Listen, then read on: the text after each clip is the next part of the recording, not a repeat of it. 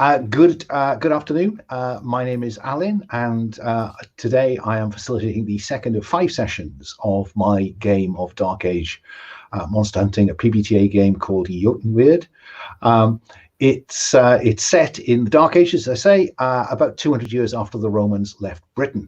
And if you want to know more, look up, the many sessions of this going back a year and a bit. This session was organized as part of the Gauntlet RPG Community's monthly calendar. If you don't know about the Gauntlet, then you really should find out, because you get to play in some great games.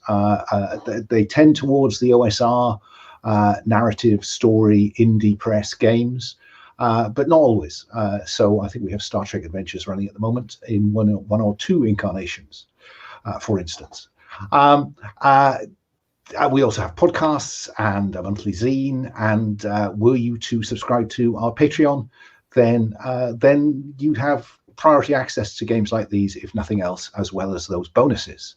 So as I say, this is a game set in the Dark Ages. We're playing as part of the Gauntlet, and the Gauntlet has some very clear views on safety tools. So we're playing with some solid safety tools. I've played with all of these players before, and there's a broader introduction at the start of the first session. But we're playing with the X card, which is the kind of stop button that says, hang on, that I'm uncomfortable with that. Could we rewind a bit? And I will say again to the players, it doesn't matter if you let something slide that slightly disturbed you last time, and then when it crops up again, it disturbs you a bit more. You can still play the X card. We're also playing with lines and veils, and the current lines and veils we're playing with are lines on sexual assault and violence, cannibalism as a positive, torture by the NPCs, death and endangerment of children, and animal abuse. And then the veils we're playing with, those things, so lines won't appear in the fiction. The veils we're playing with are those things that may happen in the fiction, but we'll draw a discrete veil across them, are torture and consensual sex. But again, if the players want to add anything to those lines and veils, do so. I'll check in after introductions. Okay, and I am he, him, because I must remember that though it appears on the screen, it won't appear in the podcast. Won't appear in the podcast version of this that you can find by linking to the Gauntlet website. Okay, so after that slightly breathless introduction, let me ask our players to introduce themselves and tell us a little something about their character. Can I start at the right-hand side of the character keeper and say, Sabine, say hello and introduce us to Eamon.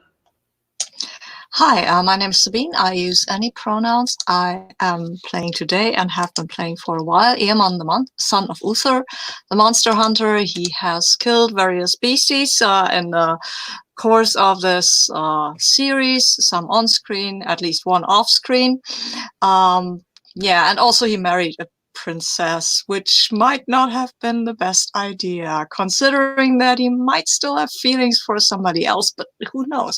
We'll see. Probably not. That would be you wouldn't do that. Well, given that segue, I have to now go to Robbie and say hello and introduce us to Tuca.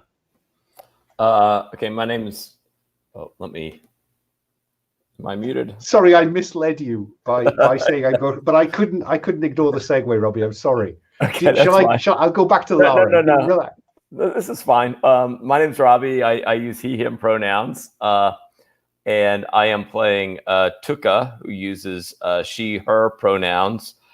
She is the commoner playbook, and she's kind of a returning character. She appeared in a series about a year ago, and at that time we discovered that she was a childhood friend and acquaintance of Iamon, and the two of them may possibly be more than friends. We'll have to see, but there certainly is a kind of long-standing relationship between them. And when when Tuca appeared on the scene at the last session, she was somewhat surprised to discover that Iamon has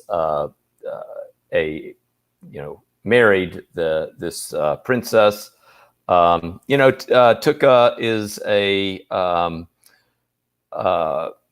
I think somebody who kind of prides herself on being able to handle herself.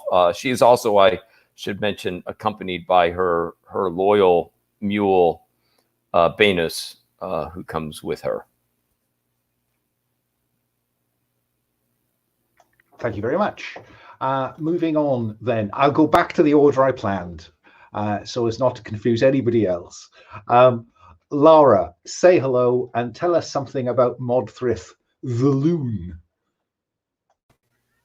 Yeah. Hi, I'm Laura, she, her pronouns, and I am playing Modthryth the Loon. Yeah, so Modthryth's entire family was destroyed by monsters, and your audio is just Laura, your audio is just scattering a bit. I don't know if are you fully plugged in? Uh-oh. Maybe. Or was that just me? Is that better? Try again. Is this better? That sounds better. Yeah. Okay, good. Okay. So yeah. Hi, Laura, she, her pronouns. I'm playing Modthryth the Loon. My family was destroyed by monsters. And Eamon came in and saved me. And so that kind of led me to my purpose. I now believe you're crackling again. I don't know. No. Okay. Let's move on. Let me figure this out then. Okay, I'll come back to you because we do want to know something about Modthryth. Let me go to Will. Say hello, Will, and introduce us to Blacwin. The Silver-Handed, I feel I should begin to put into his title. Yeah, I mean, certainly that's how Ventusius describes him in the stories. So Blacwin is a recurring character again. He is the Hammer of the Gods, who lost his hand fighting a skin changer, and is very angry, very brusque man who is searching for the daughter that he thought was dead. Yeah, and it was Eamon, I believe, who had met his daughter, or at least someone we certainly believe to be his daughter. Who knows? Who knows what can happen in the Dark Ages? I mean, she said she was his daughter. I have no idea. They don't look much alike. No, she besides both being Saxon and, well, human. We'll just give Laura a minute to see whether she can, whether she's back online, whether her audio's back.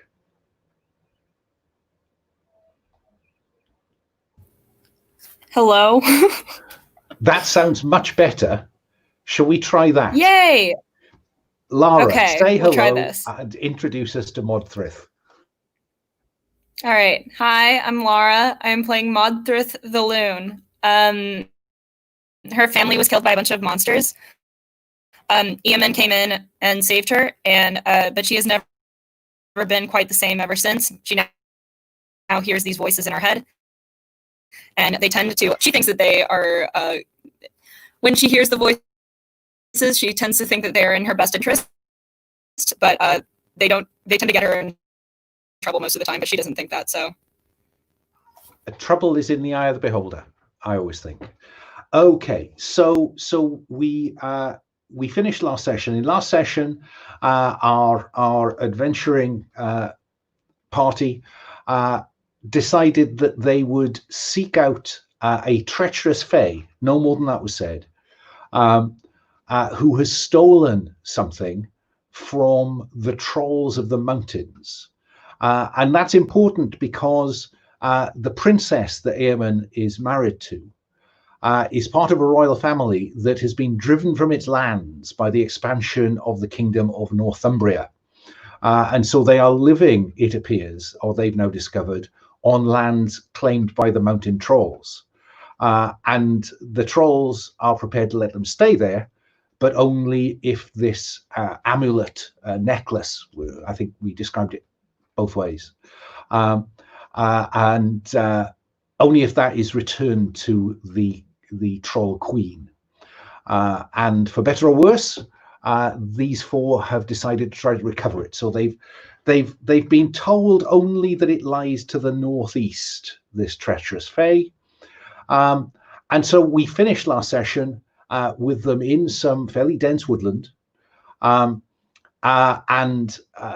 they've encountered a Fae, but not just any Fae. They've encountered a Fae that I love. We're getting a tour of your house, Lara. A treacherous Fae, and Tuca has a history with the Fae. When she was younger, she was, I think we leave it as enamored of a Fae, or believed a Fae was enamored of her. A Fae called Findel. And at the end of last session, it was Findel who stepped out of the forest onto the trail. And I think we pretty much finished it at that point. So let me tell you what happens. Well, no, let me ask first. Let me start with Blacwin. Blacwin, what's your reaction to the appearance of someone who is obviously not human and fits the bill in terms of Fae? Spit on the ground, stride forward, and where's the Troll Queen's necklace? No messing about. Tuca, what's your reaction? Because I think at the end of last session, you were pretty much struck wordless. So Blacwin has stepped into that gap. What do you do or say, Tuca? Yeah, and I think Tuca was also wondering whether others saw Findel, but that obviously settles that question, right? That Blacwin at least sees him, and so Tuca's going to assume that everybody's able to see Findel, and I think Tuca will turn to Blacwin and say, Blacwin, I know who this is. Surprisingly enough, most surprising of all, perhaps to me, that I would know a Fae appearing in these parts. And you get a very suspicious, like stare, like, you know, the Fae. You're some kind of changeling. Is that it? No, I'm no changeling, but in my youth, years ago, I did have some let us say dealings with the Fae. And I think Tuca will turn to Findel and says, Findel, you're probably the last Fae that I would have expected to see here. It was so long ago, and certainly in a different part of the world that we last met. Yes, Tuca, but perchance I have always wondered the fates I felt would one day bring us back together, and now in my hour of need I find you. And he stumbles forward slightly, and you see there is an arrow protruding from his shoulder. Eamon. I just want to say that Blacwin laughs when he sees that arrow sticking out his shoulder. Eamon is watching the perimeter. I think the outline. We see Findel, but we don't see everything. So he's just watching the place, what's going on. Trying. I think I could try a study, right? Just to. You could try to look about you. Yeah, look about me. That's playing what I too much meant, of course. You know, I don't know. Is there something like too much Hearts of Woolen? I mean. So roll plus sense, unless you have a move that does something else with it. No, I don't. I've got an 8, so look about me. I hold 1. Ask the GM about what might happen. What I want to know is if it's just us and Findel, or if there is anybody else in the vicinity. And please remember, I have a 9. I have this hawk. That gives me +1 on look about me. Okay, so that gets you to 9. Sadly, not 10. So just the one question, which is this just you? I think that is the point, Eamon, at which you can hear the baying of hounds Modthryth, what about you? Yeah, I think Modthryth is kind of just taking everything in. Yay. Yeah, she's kind of looking between Tuca and Findel, and then looking between Tuca and Iamon, and is just kind of like scratching her head like, these people are weird. Okay, and so yes, baying of hounds. Let's go back round to Blacwin. I will remark about the baying of hounds that we will have company soon. Fine. Yeah. Blackwin is going to cock his head and then look over to Tuca and say, "You attached to this one. Do you want us to help him, or do you want to just move on? Doesn't seem like the one who's got our necklace." Yeah, and I think that Tuca will have dropped the lead of the mule Banus, and she'll go, kind of over her shoulder. Will say, "What do you mean? Should we help him? He has an arrow in his shoulder. Of course, we need to help him. Yeah, he clearly is in need of some assistance." And she'll go running over to Findel to assist him. Look at Blackwin and say, might be an ally. Shrugs his shoulders, unperturbed by any of it, and limbers up his shield and axe arm. Hey, Findel, is your name? Have you been followed? Are they after you? Should we stick around? How many are there? And he pointedly speaks to Tuca, and he says, "Tuca, I am hunted." Yeah, I think Tuca will say, "Well, okay, we'll try to find a place where they will not find you." And she's going to be interested in kind of taking him in, taking a look at that arrow. If it looks like it's in thin enough, she would try to take it out. But if not, then just kind of try to take him over to the party, and she's going to try to find a place where he can be hidden and protected. So that sounds like look about you, Tuca. That sounds like, is there somewhere defensible or safe here? Yes. And roll plus sense.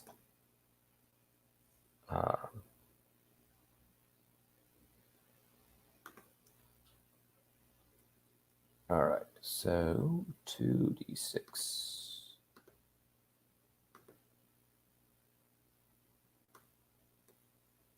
So I rolled a 6, and I have a +1 for sense, so I got a 7.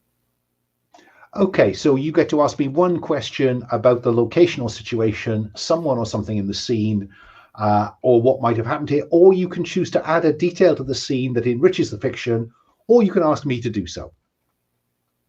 I think what Tuca is really looking for, knowing that there are literally hounds on his heels, to get some information about the location, and Tuca's looking around to see what would be the safest place where we might take Findel to that would get him perhaps hidden and in a defensible position.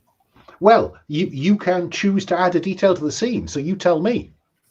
And what in terms of the general geography of this area, what is it like? We only got as far as a trail through the forest. So, you've got an open palette, open canvas.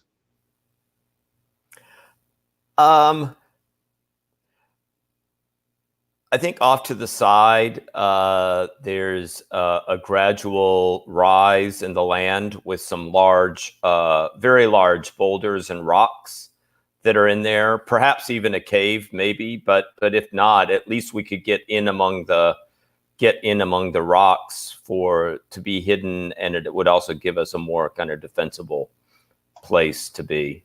And so I think I would point over there and start leading Findel and call Banus over. Say, Banus, get your rear end over here, and kind of makes the way over to those boulders. And Banus does what he's told, because he always does. And so Tuca and the mule, the donkey, and Findel, resting across her shoulders, are making their way to the cover of this slight kind of escarpmenty, rocky area, which might have a cave behind it. So that's what Tuca's doing. Let me go to Modthryth. You've been watching events, Modthryth. What do you do now? I think that Modthryth is going to go in the direction of the howling hounds. She feels them calling to her. So I think that she's probably going to go. She wants to go pet them. Now, are you triggering? What should I do? Are you, when someone offers you sensible advice on what you should do? Now, the sensible advice the inferred sensible advice here is to follow Tuca to cover. So I'm assuming that you could trigger that move if you want to. That's what I was kind of hoping to do that. Okay, so all that happens is that you owe your gods a debt to gain advantage while heading in that direction. Okay? Cool. So do you want to pay the debt or owe the debt? Sure, why not? Okay. I just need to keep track of what your debt position with the one true God is. Okay. So Modthryth is heading towards the baying hounds. Eamon, you spotted the hounds first. What do you do? I'm like, what? Okay, great. Blacwin maybe cover Tuca and the elf, and I'm going to see if somebody's going to eat Modthryth. And I'm following her. I've got my bow in my hand, so I can shoot at things from a distance. Blacwin? This whole thing is Eamon's, it's all for the Eamon's princess. So, yeah, Blackwin will stand in front of will sit down heavily in front of a rock in front of this cave and put his axe out and start sharpening it. Okay. In full sight, or is he hidden? I don't think he's really making much attempt to hide, to be perfectly honest with you. But I think Tuca and Findel are. Yeah. Okay, before I pursue Modthryth into the forest, Tuca, you've got Findel back among these rocks. What do we see you doing? You are muted. She's concerned about his health. I think as soon as she gets him down, she will start to kind of look at the arrow and think about kind of getting that out and bandaging him up. I don't really know a whole lot about elven, medicine, but I'm assuming that there's some type of blood that is present, and so she's gonna kind of look and then also ask him, say, what are you doing? I had no idea that I would run into you up here, where I'm very far from where we last were together. Well, let's deal with extracting the arrow first. Unless you have a playbook move that helps you do some proper medicine, you are down to facing danger here, I think. When you act in difficult circumstances, agree with the GM how an attribute is relevant and roll with it. So, and that's any attribute except soul. Mm-hmm. So which attribute do you think is appropriate?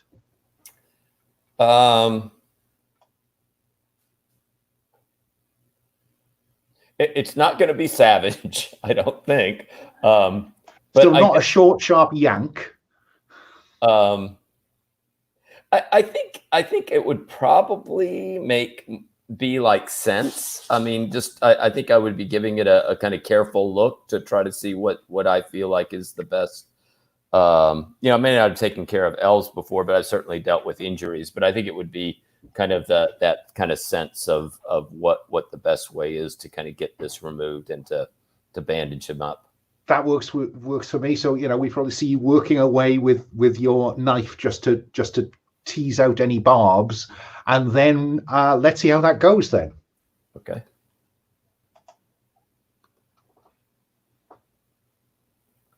Oh, that did not go well. I rolled a 4, so that would give me a 5. I am going to let the arrow comes out. There's no question about that. But Findel lapses into unconsciousness and loses quite a bit of blood. So we'll come back to whether Findel survives or not shortly. Modthryth, how quickly are you moving towards these hounds? I think that I start off slow, like a slow approach, a cautious approach, but then like as I hear the hounds more and more, I think that I increase speed.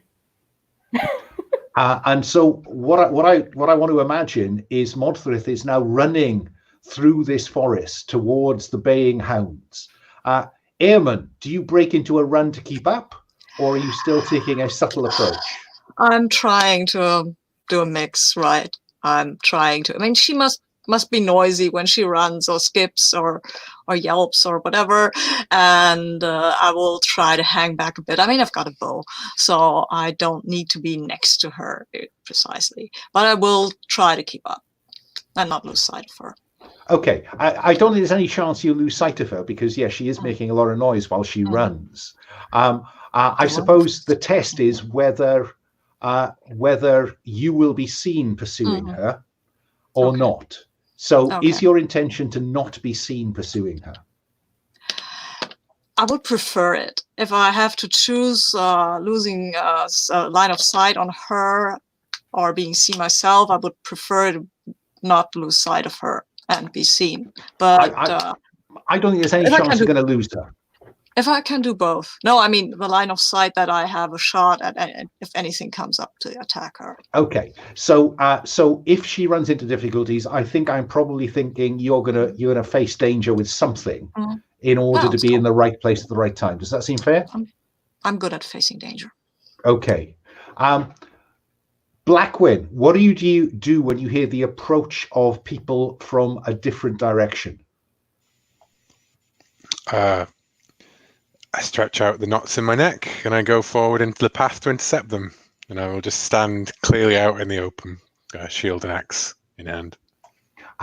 3 men have come out of the forest, some 50 paces perhaps from where Findel came out. And they turn to you and say, "Ho, stranger, we're looking for someone. Seen anybody?" Anyone in particular? Oh, you'd know him. Pointy ears and all. Fey to the bone. And what do you want with him? The money. What money? Well, we've been paid to kill him. Oh, who by? Oh, now that's a secret that I'm not sure I'm prepared to let fly at this point. And what business is it yours anyway? Well, maybe I want some of that money. There's 3 of us, my friend. If you've seen him, just tell us and get out of the way. Or what? Or we're going to kill another monster. And I would like to, that was good enough for Blackwin to start murdering people. So let's go for it. He will, what do I have? I have double-handed axe. No, I don't have a throwing axe that I could whip at them and then charge in afterwards. No. I honestly can't remember. No, I've only got pick 2, so I have an axe and a shield. Cool. So I will run in and go for the one who just threatened me, basically. Okay. Another one of the others is armed with a bow, so he'll back off at this point. But 2 of them will come at you. Tuca, you will hear the yell of Blackwin as he runs to engage. What do you do? Findel is unconscious and bleeding a bit. I think I tie up that wound as best I can, but I think then I'm heading out to assist Blackwin. I think because you rolled so badly getting that arrow out, if you leave him now, you can't be certain he'll survive. So what's your priority? Support Blackwin, save Flindell? Oh, that's a tough choice. He might not die, but then... Yeah. Oh, I will tell you, you noticed that the arrow is bronze, has a bronze tip. Mm.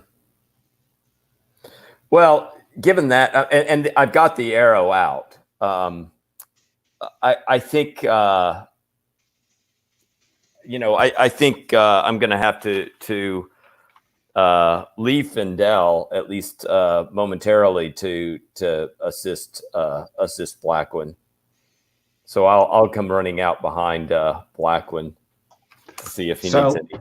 Yeah, so draws her seax, her knife, leaps over a boulder and runs to aid Blackwin. Meanwhile, Modthryth, the hounds, you can see them now, and there are a couple of men with them on leashes, clearly following a scent. What do you do, Modthryth? I'm going to burst through the trees and I'm going to say, can I pet your puppies? Now, again, I don't want to push you here, but that could be triggering the move Capering Fool. So when you act the fool to avoid someone or something's attention, roll plus soul.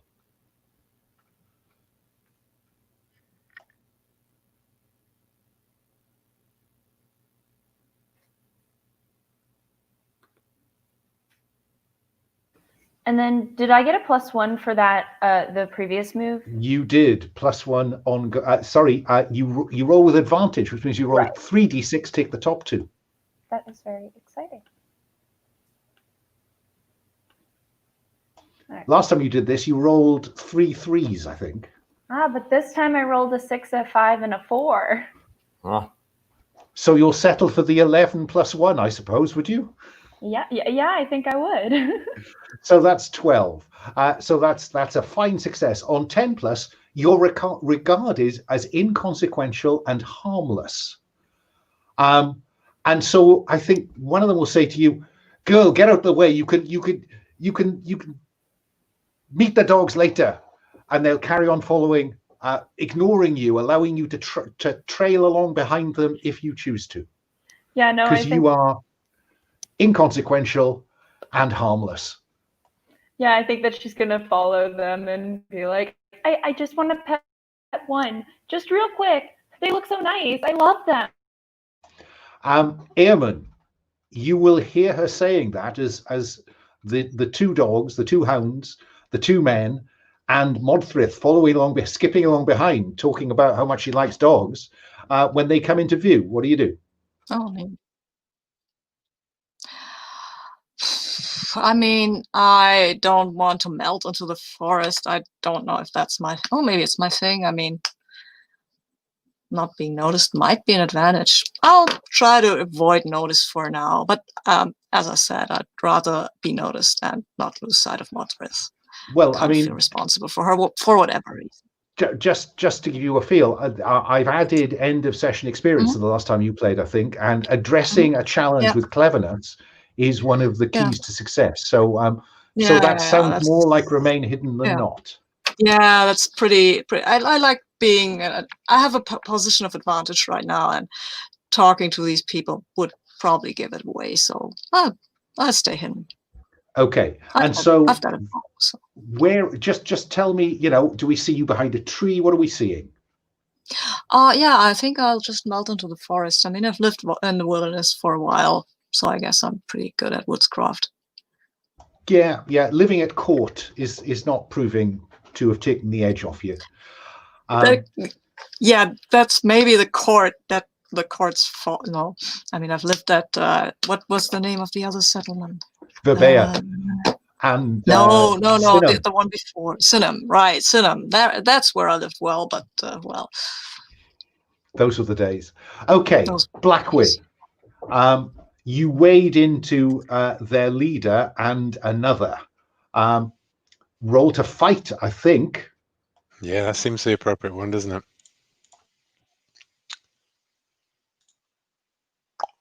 That is 6. That's an 8. So I exchange harm as established. So they take 2 harm. And what do I take in return? He also has a large axe. And so I think there's a kind of clash of axes that send you both stumbling back a bit. So yes, you apply 2 to him. 1 goes to the shield. 1 is taken on his mail. Of the 2 he applies to you, what's... Blackwin, exactly the same. It skips off the bracer that I took from one of the many brigands that I've beaten along the way, and slams off the edge of my shield as well. And it will round to maybe while he's staggered back, to whip my axe into the belly of the other man, who seems to be less well armored. Then let's try a fight with him as well then. And that is a 7. So just the same, yeah. Only this time he doesn't have a shield. No, he doesn't have a shield, and so he takes 2 points of harm. But his axe doesn't do any more harm to you than his leader does. I think they're going to have to start playing a more tactical game with such a potent opponent. Tuca, as you leap over these boulders and run to the fray, the bowman takes a shot at you. Would you? Well, you tell me. What are you doing? You see him taking aim. You can carry on running to the fray and roll fight and see how that goes. But of course, exchange harm will be he does you harm because you're out of range, or you could do something else. I'm going to assume that Blackwin can handle the 2, but I think I'm just going to go running directly for the bowman with really no holding back. And what I'm hoping to do is to trigger my in the hands of my gods when I impetuously charge into danger. Oh, your god's adept. And pick 2. Okay. How can I resolve this? I think I give you a choice. You can either roll to fight, which is to try to avoid taking harm, or to kind of exchange harm if you could, or you can roll to face danger to close with him in 1 round, but you will take an automatic hit.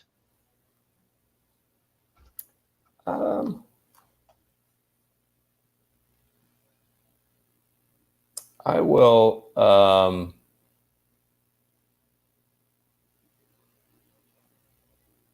What was the first option that you were? You could just roll to fight, but of course you're too far away to actually do any harm on him. But it might give you one of the bullet-pointed advantages that you can take instead of exchange harm. Right. Yeah, I think I'll do that. I'll do the first. Okay. So roll to fight.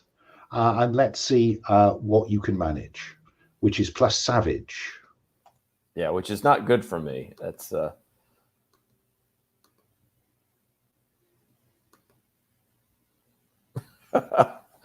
wait, well, it was it's a 7, and that would go down to a 6. But I think I can give you, can't I? When you impetuously charge into danger, owe your gods a debt and pick 2 from. So you could add. Oh no, I see. It's it's face danger or look about you. Sorry, no, that moves a bit more restrictive than I thought it was. I must think about that. Okay, so that is a 6. So I think you are therefore going to take an arrow, or perhaps not take an arrow, but take a nasty fall. To avoid the arrow. So would you take 1 point of harm, please? Yep. And what does that go on? Condition? That goes on condition. If you start top left with wearied and then work your way down to the right, filling wounded and then dying in turn. Right. Yeah? Yeah. But you have not managed to close the distance with him. Let's go back to Modthryth. Well, actually, no, because I think we know what Modthryth is doing at this point. Eamon, you are slinking through the forest. They will be you can hear the clash of arms, so you're pretty confident that something is happening back on the trail. What do you do? What do these guys do? The guys with the hounds? They're pursuing the trail, which is running in the direction that the noise is coming from, it seems. Okay, so I'm following them. That's I mean, I don't know if they are friends of the guys who are fighting with my friends or foes of the friends who are fighting with my friends. So probably best not to attack anyone before I'm sure who I should attack here. But I will try to, can I look about me to find an advantageous position? You certainly can. Please do. So roll plus sense. Yes, I will. Oh, it looks good. I've got an 11. Okay. So with 10 plus, hold 2. So you can ask me 2 questions based on location, situation, blah, blah, blah, blah. Okay, so I or think... create a detail. Yeah, that's actually what I'm about, because when we came up to this rocky kind of hill, I noticed that there was actually a ledge that you could go around the fight and get up the ledge and then have the high ground, and that's pretty neat if you have a bow, which I do. Okay, so we see you clambering up the backside of this rise, so you're above Findel, and you can look down and see Blackwin and Tuca engaged. You have another question that you can ask me, of course. Now, you did say you weren't certain whether they were after Findel or what. Yeah, that's what I want to know. If they are, if I can see all of them now, right? So do they appear to be the same group, or people of the same group? Do they wear an insignium or something like that? If it's okay with you, I'm going to switch that round slightly and say that before you set off up to this high point, I'm going to let you hear them say, we'll have that Fae soon. Okay, they're not our friends. So, okay. Yeah. I'm going up. I'm getting in position and I'm going fire as soon as I see that somebody's attacking Tuca. Okay, of course. Interesting choice here. Who do you protect? Modthryth.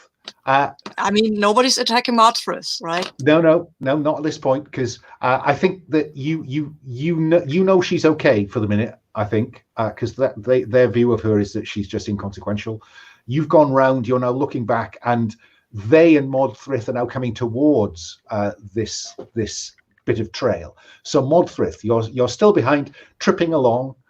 What do you do? So I don't think that Modthryth likes the idea of people keeping animals as pets, and so she is very offended that they are doing this. So her truth is that you are not supposed to hurt animals and keep them as pets. So I think that she's going to. I think she has some knives. I think she's going to take out some knives and start stabbing these gentlemen.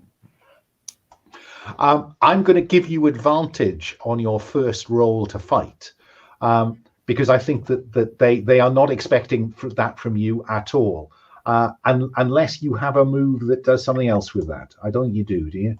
I don't think so. No. No. There is a loon move that gives you a benefit attacking people by surprise, but I think I'll just give you straight advantage. Okay. It's a pattern. Modthryth doesn't roll the dice unless she has advantage. So I got a 9. Plus savage? That's a +0 for me. So okay. So on a 9, now they are surprised. So there's no, you can just do harm to one of them. And no, I'll let you do harm to both of them. What does that look like? Is this a quick slice at the hamstring? What are we looking at? So yeah, I think that we see Modthryth like kind of look really sadly at the dogs and then look at these men, and then you kind of see this transformation happen over her eyes and face. She gets really red and really angry, and she's just like, dogs are friends, and just kind of like slices their Achilles tendon. I'll let you take one out with that. I won't let you take two out. I think that's asking a bit much. Now I think about it. So yeah, you've hamstrung one of them, and that dog goes free, and the other one turns towards you as he comes out onto the trail, and lets the dog go at you. Let's see how well you made friends with them. So Eamon, what you can see below you is Blacwin is engaged with two of them. Tuca has stumbled in an attempt to get close to an archer, and Modthryth is just coming out onto the trail where a dog looks like it may be about to attack her. Not that choice is at all complicated, but what do you do, Eamon? Yeah, well, I think Eamon is still of the opinion that Modthryth and the dogs are good friends, because I mean that it sure looked like that, and maybe he hasn't seen that she stabbed one of them, or maybe she has. But anyway, there's an archer, there's Tuca, there's Blacwin, and there's Modthryth. Archer is the threat to all three of them. Take out the archer. Fine. Seems like a logical choice. Is this an attempt to do harm on him, or are you using your bow to protect Tuca? In which case, I could just go to Tuca and see what she does.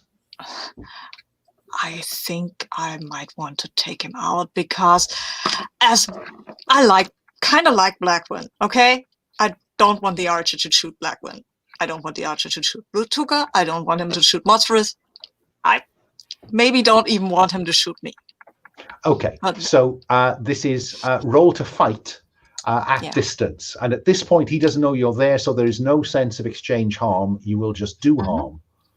Neat. If I hit him.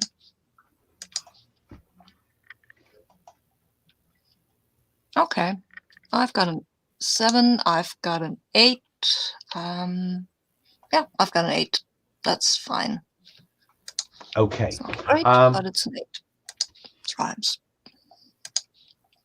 Don't you have oh no, yeah, sorry, I was again misremembering a move. So on an 8, so you can exchange harm, which in this circumstance just means do harm. So what harm does your bow do?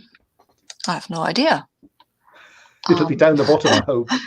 2 harm, and I do 3 if I'm fighting with a weapon. So yeah, it's 3 harm. So so it streaks across and just you know, takes him in the forearm. I think I want him to no longer be able to use his bow. Yeah. And let me go then to Blacwin. Cool. I had forgotten I took the same thing as Eamon, and now I do 3 harm as well with my axe rather than 2. But in any case, what I think I would like to do is the first guy's fairly heavily armored, isn't he? He's got a shield. He's got full-on mail. He's kind of like Blacwin, effectively. Like I'm fighting myself. You know, there might be something in that. Yeah. Yeah. I would like to face the danger of these 2 people attacking me by ducking under the blow of one of them and ripping the shield out of the hands of the male guy to give myself an opportunity. I think maybe I bash the guy with the other guy in the face with the shield, and then turn around and hook the shield with my axe and rip it out of his hands. I think that's too cool not to let you roll. So face danger with savage. Or is this a steely approach? I think this is savage. Okay, I'll give you the benefit. I'm so used to running Monster of the Week now. I'm like, it's plus cool. What do you mean? Cool. And yeah, I got a 10 on that. So I achieve what I set out to do, which is the shield. Can I take that as, yeah. Go on. I was going to say, can I deal harm with that? Because my shield does do 1 harm if I bash someone with it. So could I still do 1 harm to the guy who I hit with it? Or sadly not. Okay. Sadly not. But you can certainly whip the shield out of the hands of the tougher looking opponent, and it you know, careens some distance away. I don't know. Maybe it lands near Tuca. Who knows? Tuca, what do? You see the archer reeling back with an arrow that he's just broken off in his left bicep. What do you do? at this point, how far is Tuca from the archer? A matter of steps. I think what Tuca's going to do is she's going to brandish her knife and say, call off the others and surrender, or this is going to find its way into your gut. And I think what I'm going to try to do is use that convince move, give a mortal NPC a reason to do as I ask. The reason is that if he doesn't do as I ask and kind of tell people that they need to surrender, that I'm going to go at him with the knife. That sounds entirely convincing to me. Roll to convince. And this is with my subtle. Which is kind of what you do. Yeah. So this ends up being an 11. I think he looks around and turns on his heel and runs into the forest. Modthryth. One man is screaming behind you where you hamstrung him. So he's at your mercy if you choose to do something with him. Both the dogs are now loose. One of them has been actively set on you. What do you do? Do I have any like meat in my pack or anything? Like, do I have any snacks for dogs? There might be some dried meat in there. You'd have to face danger to get it out before this thing comes at you. But I'm prepared to let you try. Yeah, let's do that. So I think this is probably steel. This is, staying calm under pressure. All right. Okay. Here we go.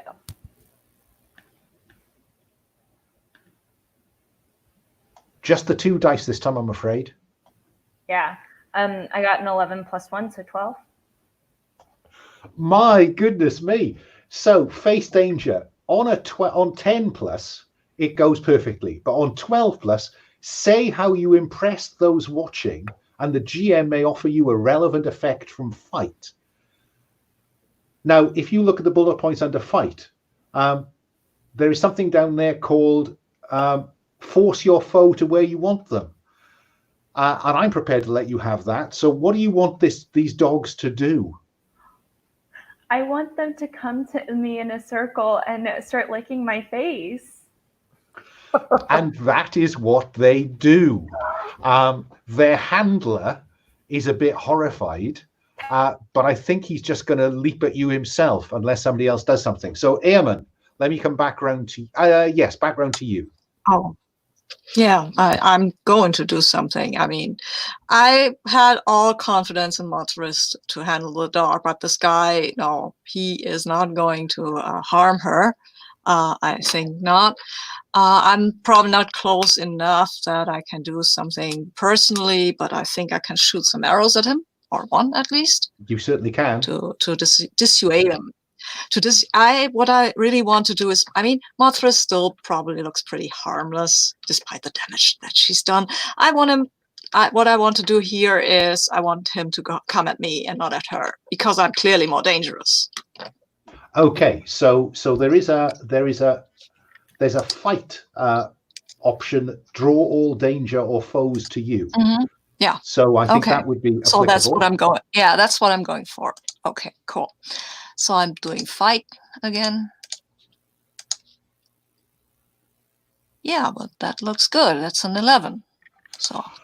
Are you not going to start rolling some decent dice that gives me an option to do something other than simply mark harm? On a 10 plus, I can choose another relevant effect. You can, right? Yeah. So take your pick. I want him to come at me. I mean, at least this guy. To come at me. I mean, the others, they're probably happy with Blacwin. And yeah, I mean, of course, yeah, doing harm seems like a natural option, actually. I will do harm to him. I mean, I imagine that shooting an arrow beneath besides his face, like, hey, look at me, I'm here, come at me. And when he comes at me, well, yeah, you know what happens, I've got more arrows then too. And yeah, so I think one arrow whips past him, he turns round, sees a much more dangerous opponent, as you say, begins to make his way towards you, and that's when the arrow hits for 2 points of harm. Three points of harm. Goodness me, well placed. A well placed arrow. And let me come back to what he's going to do in a moment. Blacwin. It's still 1-on-2. I would like. I was wondering if there's a way to attack them both in one move. It's an interesting question. It feels like there ought to be, oughtn't there? I have in Monster of the Week just rolled like multiple enemies as into the same move. You know, like yeah. I tell you what. Because it's not like an attack in D&D, is it? It's like a sequence of events. Yeah, it is. You can attack both of them if you roll with disadvantage. Sure, I'll do that. I'll roll one of Eamon's dice, the second to the right-hand one. Thank you, Eamon. And that is a 9. So I deal 3 harm with my my trained from youth bonus. Is that on the least dangerous or the most dangerous opponent? The 3 harm. Because I need to know. I think the first one. I think cinematically, I like the idea of it being the second guy. Like I've staggered back the other guy with a shield, you know, and then as the other guy like clutches his broken nose from the shield and comes swearing at me, I whip the axe into his stomach, like. Yeah, because I think this is what you wanted to do before. I think the axe comes back, you disembowel him, he falls over dead, and then you can do 2 harm. No, 1 harm, I think, compared to the 3 against the other fella, and I think that is enough. Has he still got 2 armor then? Sorry, he takes 2 harm. Yeah, sorry, he isn't you. And I think that discretion will be the better part of valor, and he will back off and just point his axe at you and say, "Next time, big man, next time." Why not right now? And then he's gone into the woods. Spits on the ground. I have to say that I think, Eamon, that that 3 harm has rather deflected the ardor of the one who was coming at you, and he runs into the forest as well. Probably. Oh no! He's not running. He's not running. He's not running away. You can shoot. I want to ask him who sent them. Come on. No, he's not going away. I've got a bow, you know. Okay, so. And I will call to him. I will call to him before shooting him. Like, guys, hey, I can shoot you or you can stand. It's not. I don't care. Okay, I tell you what. Because you used force your draw all danger or foes to you. I think he is now stuck in no man's land. He's too far away from the edge of the forest to run, and he's under your arrow. So he'll drop his axe and raise his hands. Wise choice. Modthryth, the one on the ground 10 paces behind you is still screaming and crawling away. What do you do? I think that I walk up to him and I say, you shouldn't use dogs to attack people. That's not very nice. You evil bitch. That's not very nice either. And I think that she kind of drives one of her knives into his back as he's crawling away. Wow. There is darkness in this woman. And so you have dispatched him. Fine. And I think you can add, for the moment at least, 2 dogs to your entourage. Yay! It seems only fair that you should, because yeah, okay. So the big man has run away. The archer has run away. The weaker assailant is dead in the dust, and you have a prisoner. That is almost exactly time for us to take a break. Shall we be back in our seats at 10 minutes past the hour? Yeah. The fates are clearly with you all. I'll see you at 10 past.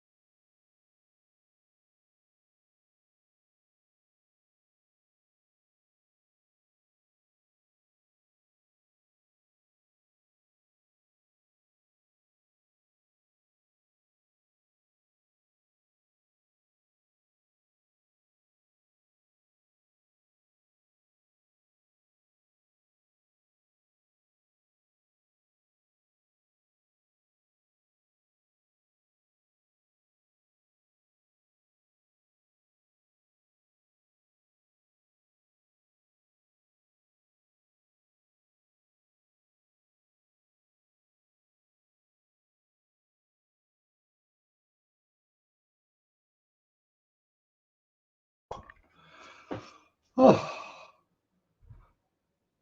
Has the pressure receded, Sabine? Have you, because you had a nasty headache last time? Oh, it wasn't the pressure. I was really sick. So, yeah, but I'm better now.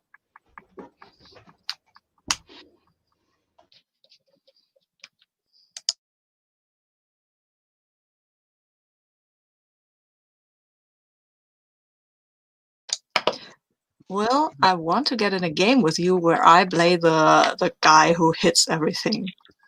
Yeah, but you never do it, Sabine. You never go for the throat. Ha! I would, but usually, I mean, I like the Monster Hunter, Yeah, and but I also like the guys with the big axe. yeah. To be fair, between Redcoat and Blackwin, it's very fun to just hit things. Yeah. If you hadn't taken the whatever Redcoat is, I would have. So you were faster. Okay, so I think we come back from our commercial break with a prisoner. Who's questioning the prisoner? Tuca is, because she's good at that. And the other of us, we will stand around and threaten him. I do have a move that lets me roll plus savage to intimidate people. Yeah, but let's come on. Let's start off gently. I can be bad cop. Sat in the corner, sharpening the axe. Okay, let's start with good cop then, and work upwards or downwards from there. Yeah, I mean, I think Tuca would be more than happy to go to the prisoner and start asking some questions about who are you, where are you from, and what business do you have chasing down a fae? What is your dispute that you have with a fae? My name is Cuthred, and it's a living. We were paid to hunt the fae. And who paid you, or who was going to pay you? The priest at Raponum. The fae had been, causing milk to go off and all kinds of stuff, and so Cullius heard, and we got the job. And so the fae are being blamed for the unfortunate events happening in your village. Look, the place. There were fae in a forest nearby, and some amateurs botched the job. So the priest let it be known that they wanted rid of the fae.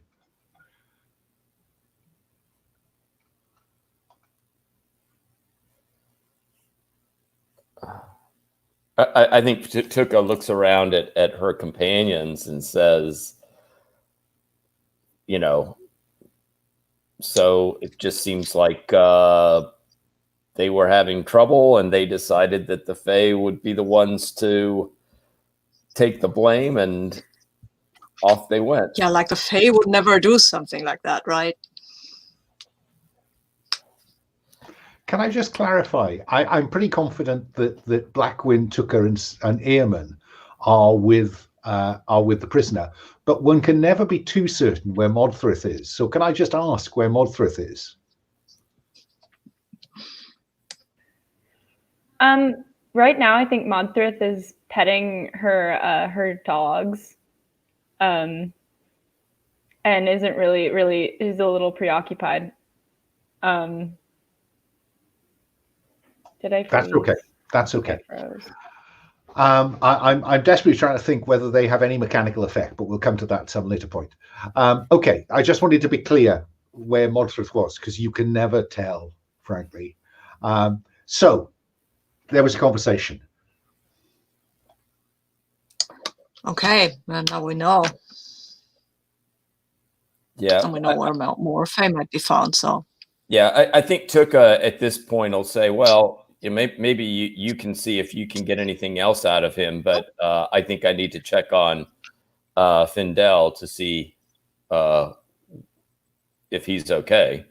And I think Tuca will kind of go off to the rocks to see what's happening with Findel, if he's still there. Meanwhile, I will turn to the prisoner and say, look, can't say I haven't been in a situation like you have. Right now, you're in a bad place.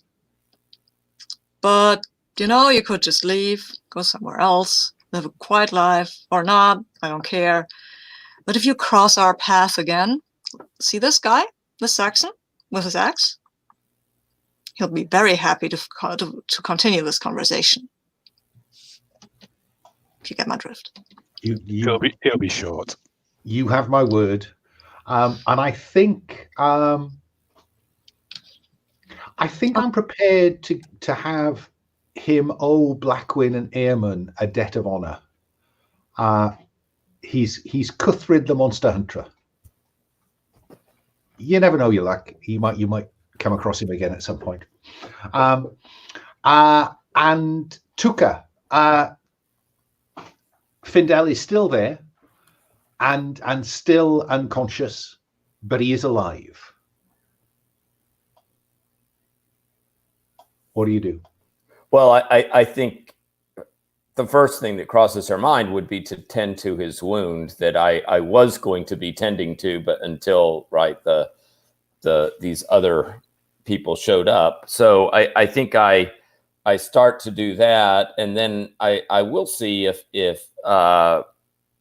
he's in any if he can be restored to consciousness, or if he's still going to be kind of laid out for a little bit. I think it's going to be a little bit of time, and I think probably that means that it would be sensible to camp here rather than push on, unless if the objective is for him to have a bit of convalescence. Mm-hmm. So that I think that's probably the way I put it to you. So you've got a choice to make again. Life's full of choices today. Modthryth, I think what I want to do is to say that I think those dogs will give you +1 to no, they will give you advantage in a fight, but only in the first round, because actually they're more tracking dogs than dangerous ravenous dogs, but I think they will put an opponent off for that first moment. Okay. Cool. If that seems like too big an advantage, I might choose to take it back, but that's what's coming to my mind right now. Right. So Cuthred has disappeared into the forest, dragging away the body of his slain compatriot. May I interject that I have to pay my god a debt for the same thing, and because I have a move for it? Just say it again. I have a move that says hunting beast, and I have to pay my god a debt for the same advantage that Modthryth gets with her dogs. That seems fair. So yeah, pay an advantage, Modthryth, to act with advantage on fight, because that does even it up. Thank you for that. That's a good model to use.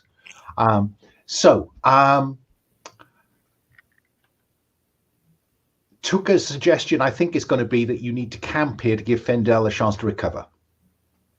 Blacwin, what's your view? Well, I suppose he can tell us something about whatever other elves there might be in this woods, if he's not the one who's taken the necklace. And if he is, then we'll get to find out. But I'll take first watch. Never know. Cuthred might get ideas.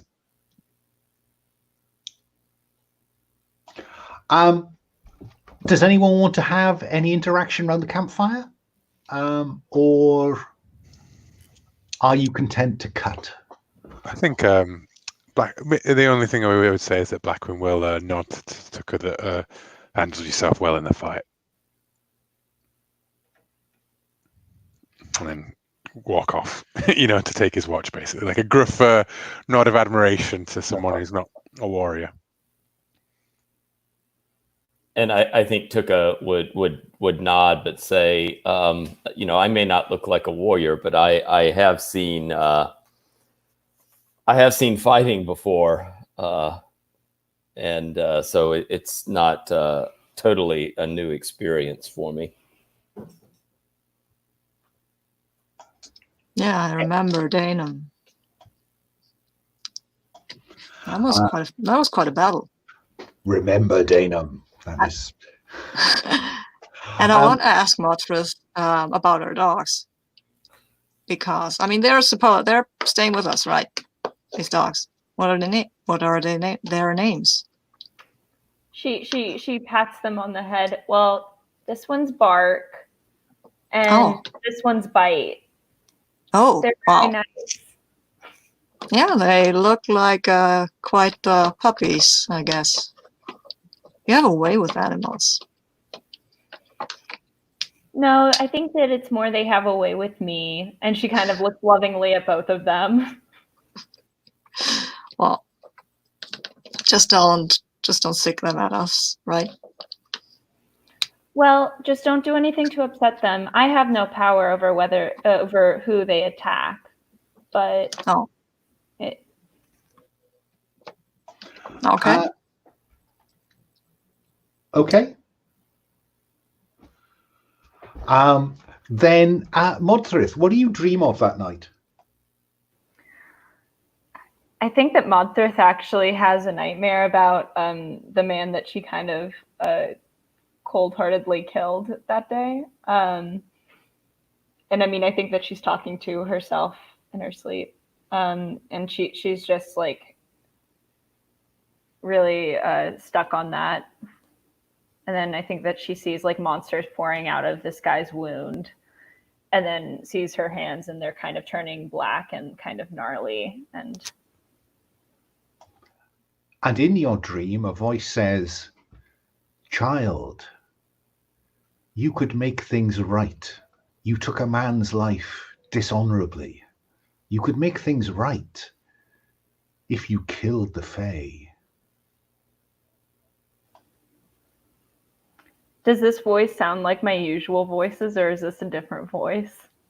One mechanical point. I think that you owe God 2 debt. You don't have to pay the one for the dogs until you use it. Okay? Okay. Oh, okay. But I think that the voice of God wants you to put an end to this spirit of the old gods. At the minute, it's just a suggestion. Mm-hmm. Just saying. So this isn't my God saying you should go. This isn't my God saying like cashing in a debt. This is not yet your God mechanically leveraging you into a difficult position. This is your God foreshadowing such a request, I think. All right, yeah. I think Modthryth asks why. That doesn't seem very nice. This Fae did nothing to me. Because God moves in mysterious ways, there is no answer. Not this again. He always does this. He always leaves me hanging. He is a fickle and jealous God. So let's cut to the following day. You were heading northeast. If you go far enough, this trail will lead to Raponum. I don't know if you had any particular plans. Where does the trail lead? Sorry. Ripon. Will got in slightly. Oh, okay, cool. Right. But I just think that generally we're led to believe that the necklace has been taken in this direction by what the trolls have told us is the Fae. So I suppose I have no better ideas than to check on. If anybody else has any better ideas. If Findel is not up to speaking yet.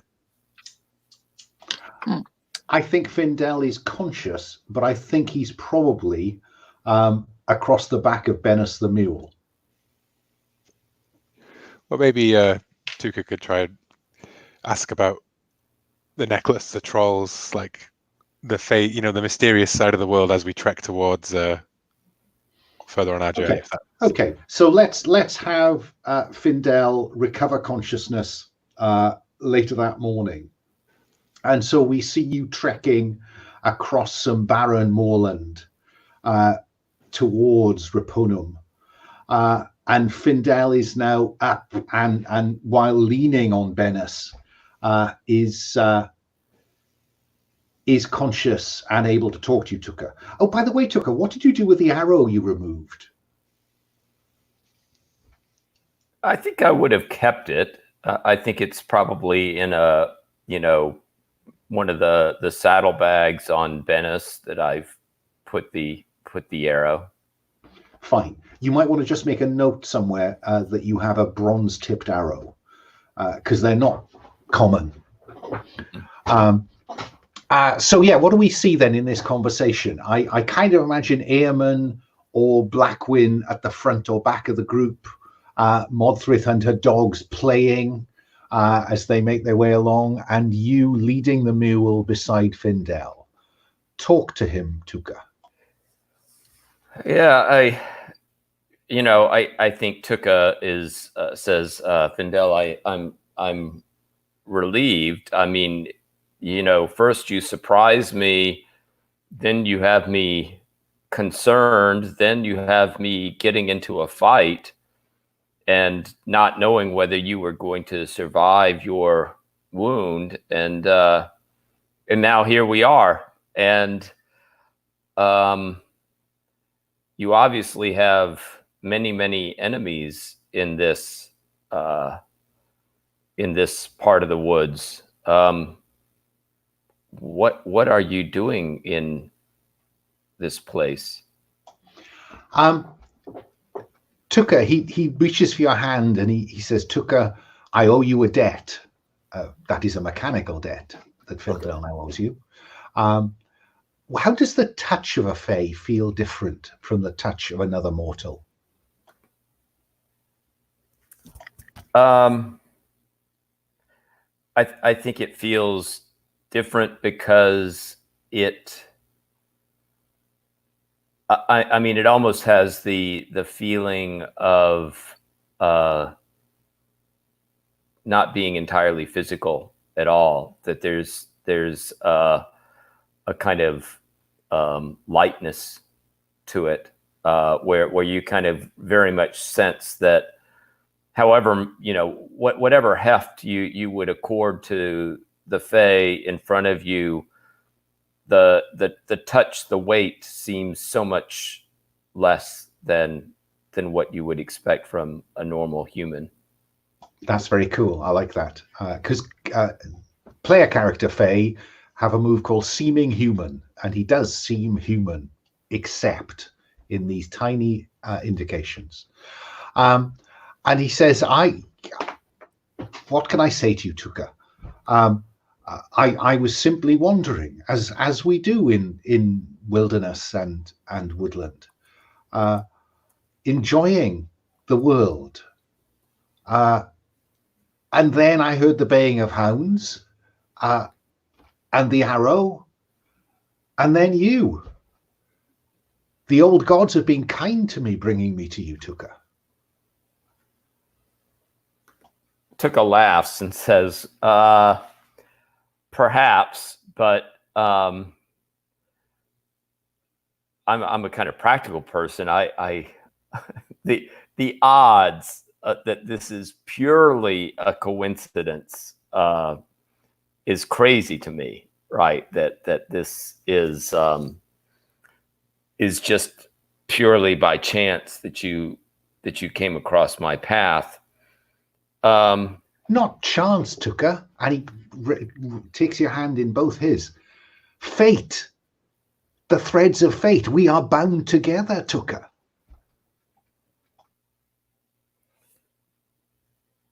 I think Tuca, with that, probably she blushes slightly, and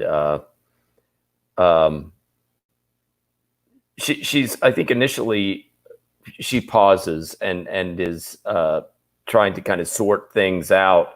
In particular, sorting out this relationship with Findel, and what that might have in store for her. But she kind of then gazes at him in his eyes and says, Findel, do you have any reason what I'm doing in these woods right now?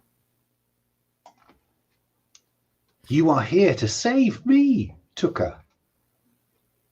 That is what that is what the old gods have woven for us. Perhaps that's part of it. But listen, do you know anything about a necklace and an amulet that belongs to the trolls?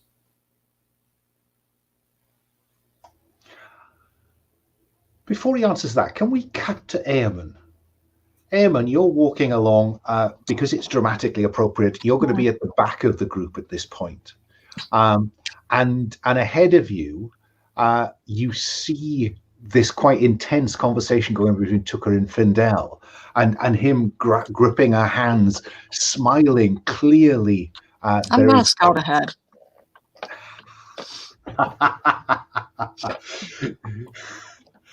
Watch the shop, Blackwin. I need to be alone. No, I mean, it's good sense. Somebody has to scout ahead anyway. And the audience reads lots into that decision. So back to the conversation with Tuca then. And I'll let Modthryth. You can see this conversation between Tuca and Findel. Are you prone to interrupt or not? Yeah, I think Modthryth is going to kind of come up behind Tuca and kind of whisper, I don't like this one, and kind of glare at the Fae. Was that a stage whisper in as much as was it intended Findel would hear it? I don't think it was intended, but I do think Findel hears it. Blackwin will simply look at her and say, at least he's not poking my hand. She's going to look at you and go up to you and poke your hand and then return to Tuca's side. So Tuca, what was the question you were going to ask? I'm asking, I said that, perhaps it was the fates that brought me here to save Findel, but that's only maybe part of the reason why I'm here. And I'm directing the attention to the necklace and amulet, and wanting to know if he knows anything about a necklace and an amulet belonging to a troll. If in doubt, the general find stuff out move is look about you. So roll with sense to look about you, Tuca. All right.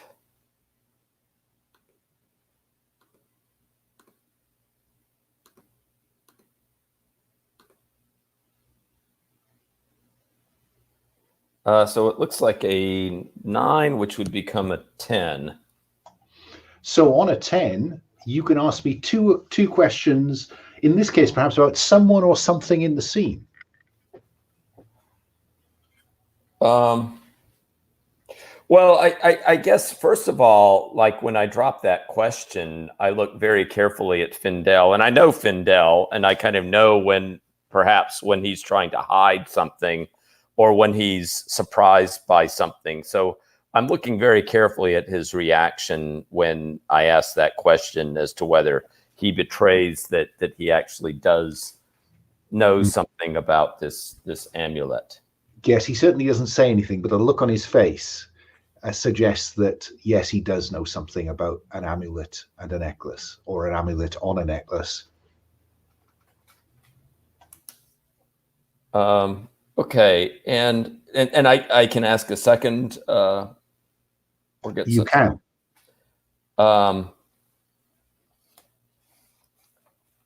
Those prompts are written to be as broad as possible to give you a sense of just how widely you could go with that hold. Well, I mean, I obviously want to know. I mean, what does he actually say? I mean, is he just silent and nervous when I ask? Is that yes? I again say to you, choose to add a detail to the scene that enriches the fiction. So you could put words in his mouth.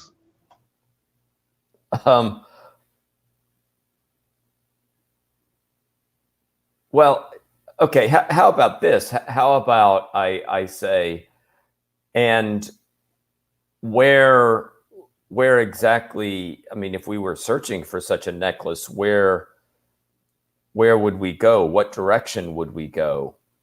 And again, I think I would be looking very kind of carefully at his reaction to maybe get a sense of like where this might be. And his face, which froze slightly when you mentioned this, he kind of looks at you and he says earnestly, Tuca, do not go into that forest. There lies death for any mortal, if they're lucky.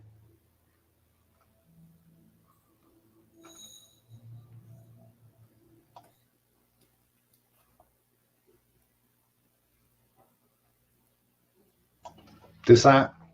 Yeah. Don't throw me into that briar patch.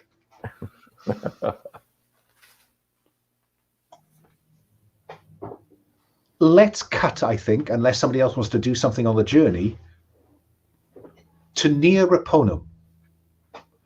Because I think it will have become clear to Findel that you are heading back in that direction. And he says to Tuca, I cannot go to this place.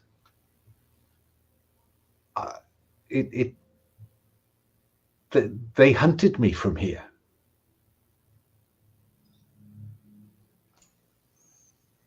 And I think Tuca will bring Bennis to a halt, and will, I think, call Blacwin and Eamon and Modthryth around off to the side. So Findel, where he would not be able to hear us. And I think I would try to start a conversation quietly saying, look, Findel is rightly, he seems better.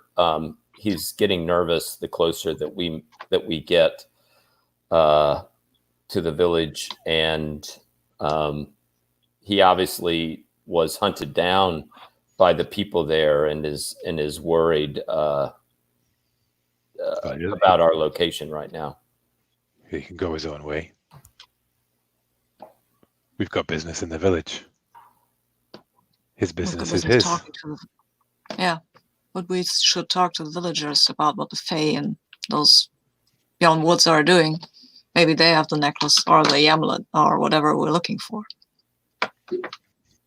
If Findel can help us in that regard, that would be appreciated. But if he can, then well. Tuca would also reveal that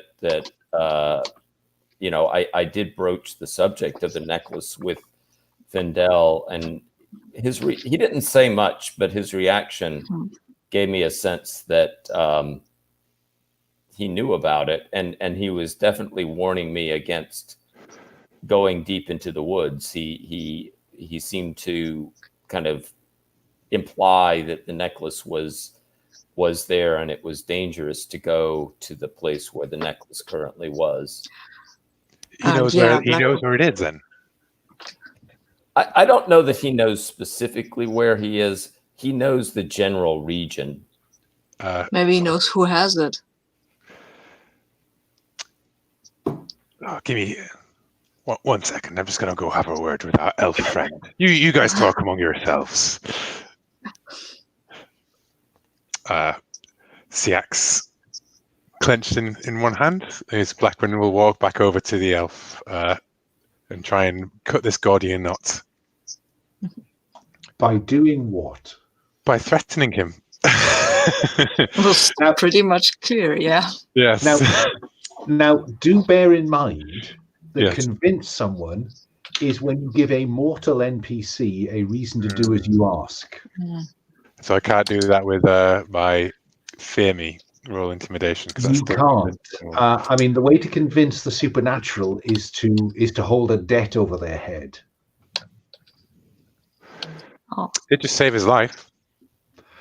Yeah, but he's given his debt to Tuca for that one. Now, were you to agree to not to ignore Raponum, then maybe that would be worth a debt, Blackwin. How about if I call my debt in on Tuca? Oh, and I say, Tuca, whatever he is to you, or you are to him. It's enough tromping around this forest with our heads up our arses. Now I'll go and find out what that is, and I'll call in my debt to say, push hard on that. Like if it upsets him, who cares? We got to go. Just to be clear, one of the options on calling a debt is to ask the erase a debt you hold. So you can say to Tuca, erase that debt or pass it to me, i.e. to Blackwin. So he could use it. Or he can put leverage on Tuca to do it. So just you have some options. Yeah, however you wish to do it, Robbie. Or I believe you can refuse to honour the debt as well. You can refuse to honour a debt by a character. Roll plus subtle, plus the debt owed. On 10, minus the debt owed. Sorry. On 10 plus, you convince them that now is not the right time. On 7 to 9, Robbie, you choose either to honour the debt or increase the debt by 1.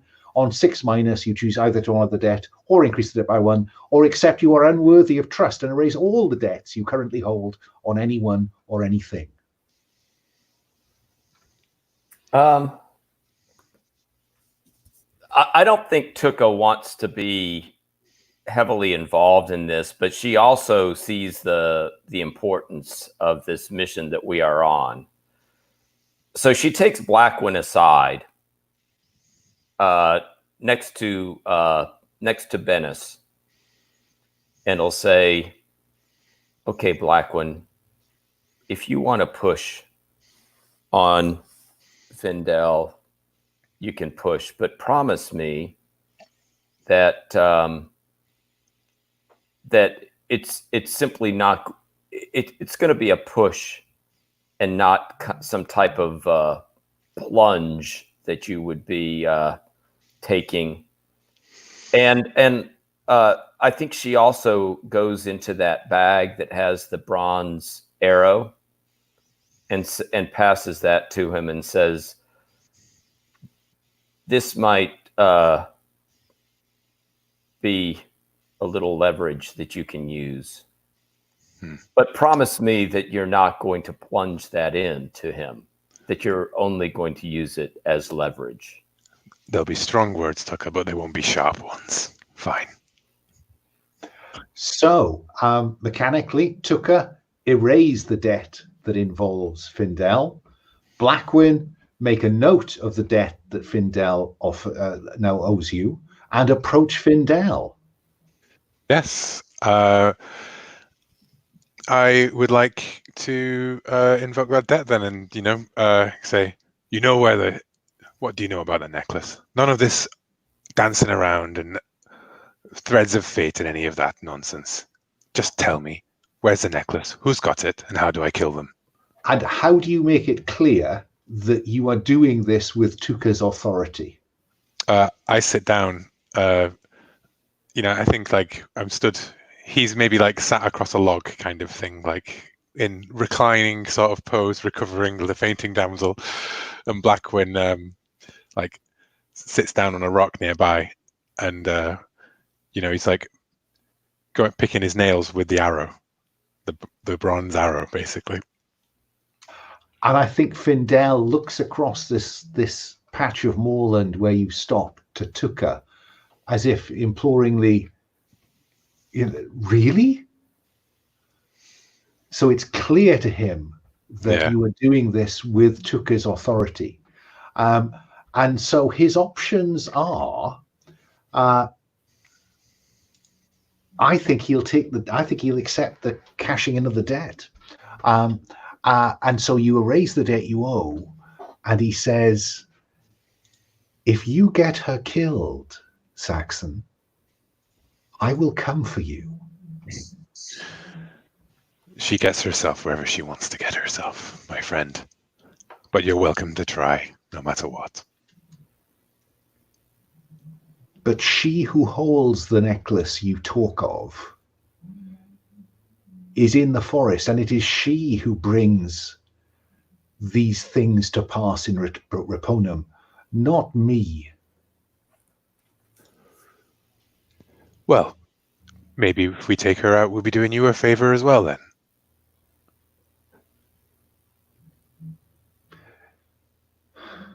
He sighs. But she is my queen. You force this from me, Saxon. I do not do this willingly. I will not help you. And I will mourn if you are successful.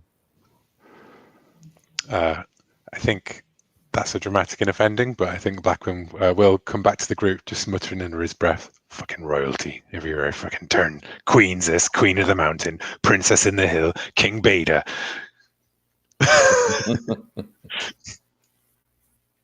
And I will say very mildly, hey, watch how you speak of my wife, okay? I meant little prince, of course, little kings. Throwing their weight around. Thank you. What do you Still do? family, you know. So what do you guys reckon we should do? There clearly is Ah. something happening in Ripon as well that's connected to this. Yeah.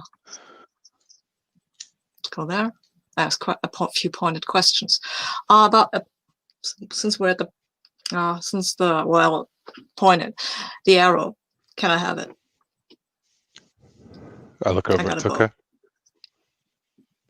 Got a bow, and we might need it. It's up to you, Robbie. Where do you want to hold on to the arrow, or I don't want Blackwin to just stolen it from you and then handed it on to him. You know? No, he's asking everyone. Yeah. Tuca, I think Tuca first of all will take the arrow and yeah, I think Tuca will pass it.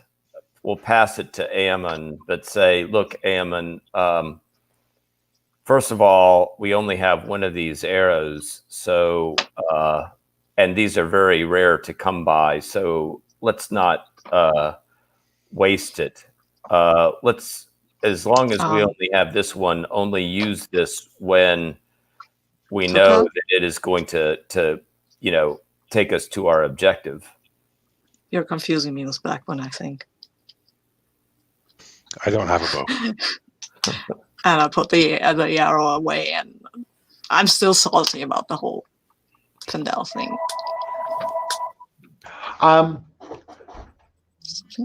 You know the Findel thing? He's gone. You're on a barren moorland, and there is no sign of him. Too bad. So I think if I've understood that right, we cut to you entering the stockade of the village, around the village of Reponum. Yeah? And I'm just wondering, I mean, it is 10 to the hour. This would seem like a logical place to just put another 5-minute break in. Lara, can I just check? Am I right that you have to leave us at 1/2 the hour? Yes. Okay. So we'll endeavor to get quite a bit done by then. Okay, so let's have a quick break. Shall we say back here at 5 to the hour? Is that long enough? Yep. See you then.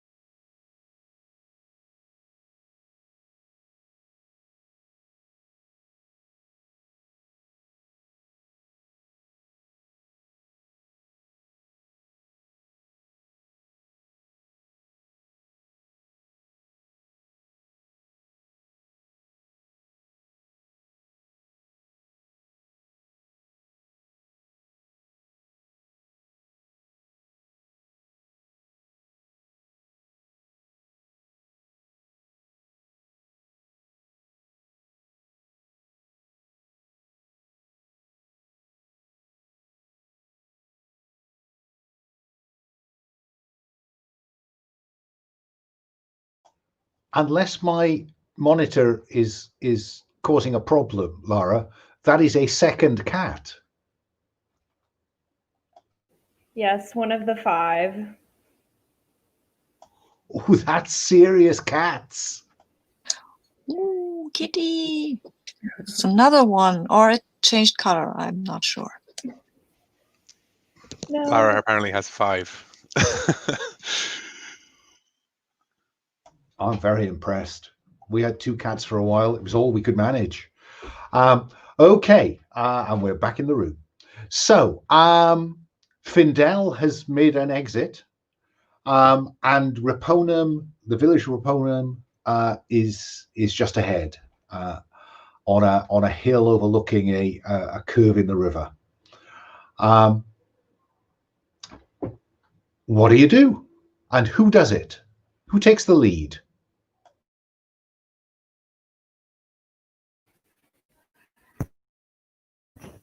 I think Modthryth is in Anybody front. been here?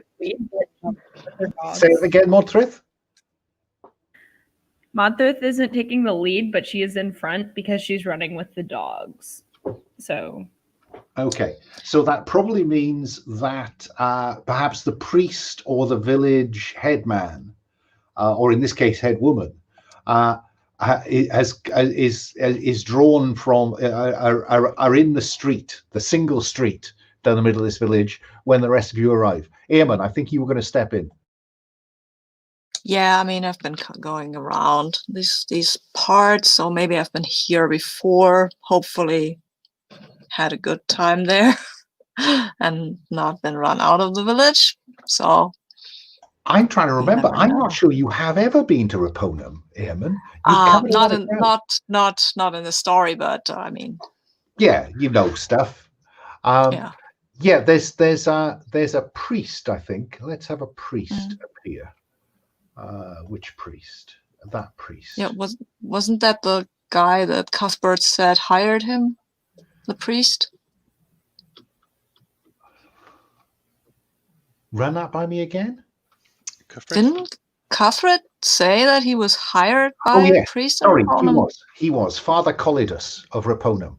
And here is Father Collidus. And let's assume that he comes out into the out of the church at the center of the village to meet these visitors. Eamon, what do you do? Yeah, I usually walk up to him, greet him, tell him who I am. Yeah, tell him that we're here. We heard about his fairy problem, or his fate problem.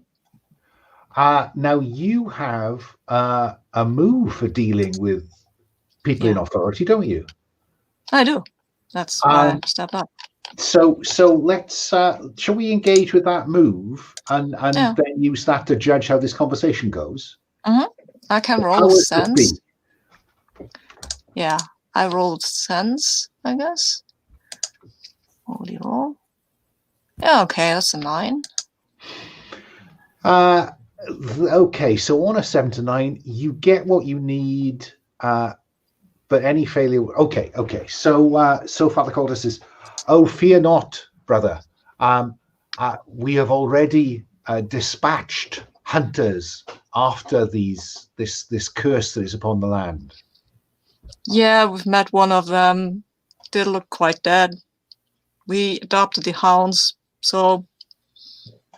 And I think that's when his eyes fall on Modthryth and the hounds, and he recognizes these were indeed the hounds that the monster hunters had with them. Oh dear. Yeah.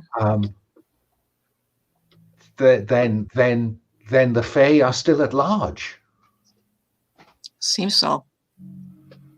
Maybe if you tell us what's going on, we might have better luck. You must speak to Riata, but she is with another visitor. No? Yeah. Please wait here or wait in the church, and I will. Perhaps you wish to pray. I will seek Riata, and he comes back. Okay. Let's have you wait in the street. So he disappears into a hut. Tuca, can you figure out who that quick visitor is quickly? I'm worried about that. He might be someone of King Bede's guys, and that might need trouble. I mean, they know who I am. Are there any other people in the street right now? Is it completely empty, or are there? No, it's a village going about its business. But I think there is a decent horse tethered outside the hut that the priest is heading to. I mean, I think that if there's another kind of commoner that is close by, I think Tuca would approach one of them and kind of introduce herself and kind of point to the hut, point to the horse that's tethered outside, and say, "I'm curious about who rode in on that horse and who the people are conducting business in that hut." Oh, it's a visitor from Danum. A messenger. I don't know what it's about. That's curious. Do you get people from Danum often? No, it is most unusual. Riata has fed him, I think.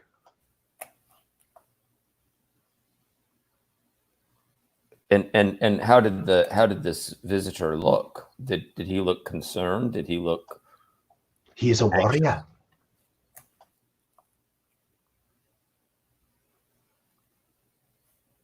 Well, that is curious, and being a warrior, it seems like it's some type of military or some type of fighting that must be involved. I think that's probably above this commoner's pay grade, but yeah. So I think Tuca, with that bit of information, would come back to Iamon and kind of say, well, I was able to get that there's somebody from Danum who came riding in, a warrior type, who and this is apparently very unusual, not a typical guest that would be seen in these parts. Do I know that horse? I tell you what. I remember that I rode into Danum and pushed somebody from his horse back when. Okay, well, Eamon, I think let's have you look about you to see if there's anything that I can tell you about Danum. Okay. Let's see. Look. Oh, wow, I've rolled snake eyes. I have no idea. What's Danum again? Danum, it's a town, isn't it? Didn't we go there once? Yeah, I remember jumping onto a kind of this tree trunk that they used to ram down the that was very stupid. There were 20 people there. Yeah, I don't know why you wouldn't have done it if Ulfric hadn't jumped first. No,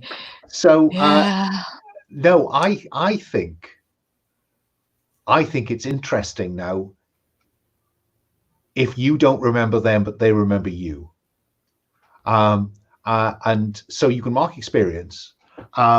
And rather than having the messengers right away, I think the messenger will come out with the head woman of the village, Riata, and I think that he will look at you and say, "Hail! You are Eamon, Killer of the Moonlit Boar," which I think was your title at the time. Yeah, that's what I claimed. I mean, it still is. Still do.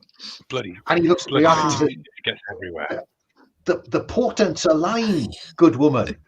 Eamon is a great warrior. And he comes up to you, takes you by the shoulder. Don't you remember me? I was in the shield wall. I remember ignoring the shield wall and jumping down in front of the gate. I'm sorry. And he's, but this is wonderful. If I could bring Eamon, Killer of the Moonlit Boar, to my lord, then I would be greatly favored. I am here on business, actually. I mean, I have a quest. I am following a quest. Oh, no quest could be greater than what the prefect says is offering men of honor. Well, I've given my word. Blacwin, what are you doing during this exchange? Because rather like Modthryth, one can never be quite certain. There's no one being threatening or anything like that. This isn't a dangerous situation. I think Blackwin is happy to hear this guy out. He's just rolling his eyes at Eamon's legend, having met the biggest purveyor of these legends in the past. Yes, Ventusius is making quite a name for across the region, telling these stories. Then Modthryth, what about you? Because again, you are the less predictable member of the group. Mm-hmm. Yeah. Yeah. I think that Modthryth is actually kind of taken with the leader of the village and kind of looking at her and kind of tilting her head, seeing if like there's something that draws Modthryth to her and she's not quite sure what it is. Okay. Tuca. Now, remind me, what was Danum the village or the place where Tuca was involved in? Yes. Okay. There was a you were Danum, just to refresh everyone's memory, Danum, when you were there, was inverted commas an independent town, trading settlement. But while you were there, there was a sneak attack by King Beda of Lindsay that you managed to beat off, and I think specifically Tuca, you managed to lead some of the women of the town to spot an attempt to break through the palisade, while Eamon and others were at the front gate. But all this talk of my lord and the prefect doesn't fit with your memory. It seemed to be just run by a bunch of merchants. Yeah, so I think Tuca is going to be curious about this and would say, well, I've been to Danum as well. I was there when Eamon was there, although you probably did not notice my presence, me being a simple commoner. You should have. Oh, she saved the village. I mean, she really did. You would have lost it all. We fell for the distraction. She didn't. My wife said that there was a stranger who led her and some of the others to block an attempt to get through the walls. That was you. Well, I was there. I mean, I was doing my best to rouse them, but it was your wife and the other women who were, ultimately the ones to put in the muscle to kind of keep Danum safe.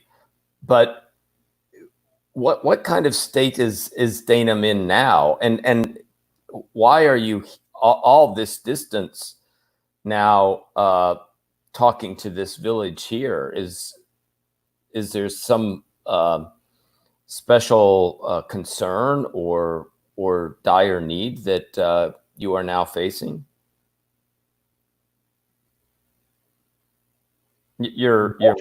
What will he tell you, I wonder? Let me think. Yes, he will say that shortly after those events, the town sought protection, and my lord, the prefect of Danum, as he is now known, Gaius Marius Argentum, came to lead the village, and under his guidance we have prospered. But now he is embarked on a holy quest to bind together all the villages, all the towns, so that we may confront a great evil foretold by his wise woman. Okay, I'll bite. What evil? She says there is a war in heaven, and we must band together on the right side in that war. Uh-huh.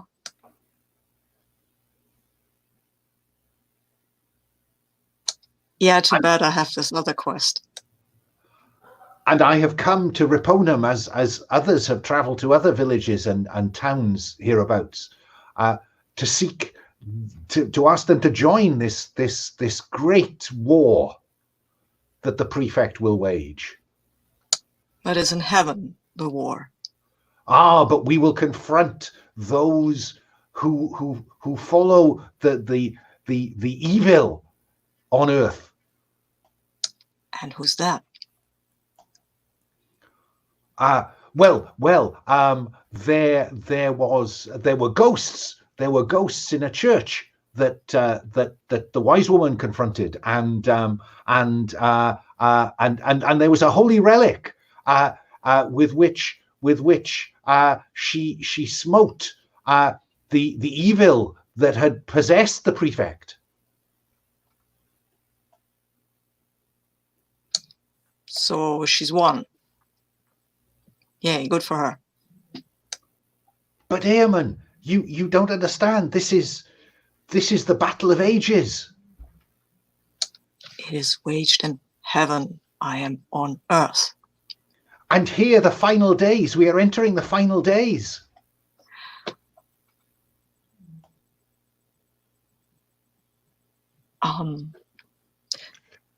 Yeah. Let me consult with my advisor. I'm turning to Modthryth. What do you think about this? I think that Modthryth kind of like looks to Eamon and then looks to the person that's talking, and then kind of like steps up and like puts her face in theirs, and then one of her eyes kind of like rolls to the side, and she says, "There is a great evil. I don't know if it's the one you are speaking of. Perhaps you're the evil one here."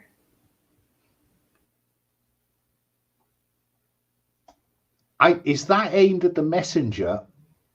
Yeah, okay. And he looks at you as if to say, and he looks to Eamon and says, "You consult a madwoman?" She's very wise. Be careful you call mad. You talk of wars in heaven that have been confronted with wise women and ghosts. All I would say to you, Eamon, is Morwenna is potent and powerful. She summoned a great stallion to destroy a demon. Do you like my stallions? And I turn to my dogs. Let me at least tell my lord that you have heard my words.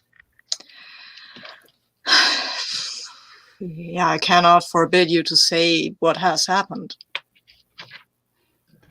And now I must bid you farewell. And he thanks Riata for listening to him and says, "And when the word comes, you will send warriors?" And she says, if Father Collidus believes that the war could involve us, then of course. For we must act in line with God's wishes. And the messenger rides away. How convinced does she sound? Is that more like, yeah, we'll send warriors, that's fine, or is she really convinced? That I think that if she could be convinced this was indeed about a war in heaven and the final days beginning, then I think, yeah, as a good Christian, she's going to step up. Okay. I think Modthryth is going to approach the is Riata her name? Yes. Is that right? I think she's going to approach her and then kind of just put a hand on her shoulder and say, "Our God works in mysterious ways." Yes, child, he does. And there's something about Modthryth that even though she isn't a girl, people kind of condescend to her. It's it's just the way they are around her, as if it's a really annoying thing that they do. It's okay. But she condescends to them. She calls people right back. So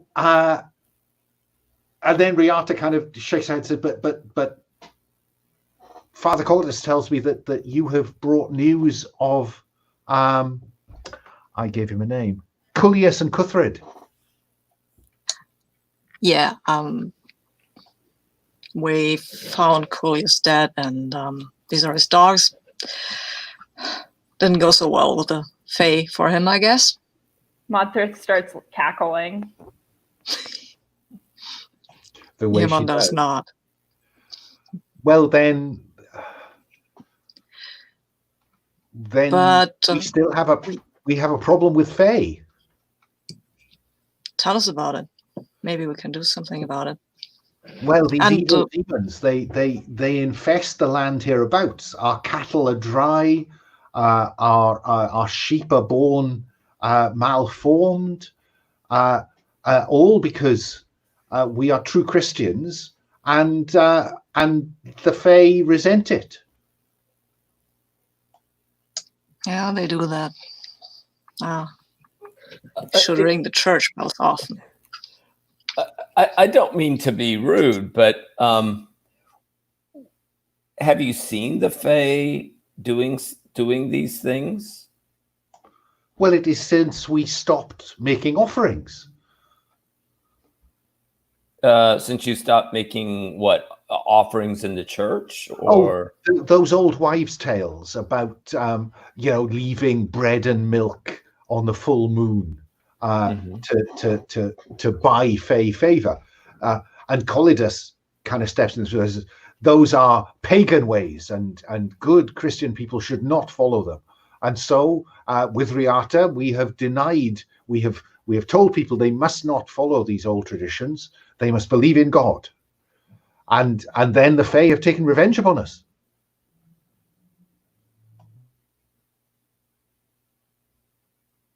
And Tuca, looking around, does it look like the village is really struggling? I mean, is it a I think it's fair to say that it doesn't look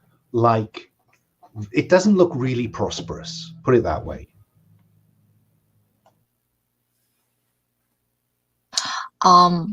You offered a bounty for taking care of that problem, right?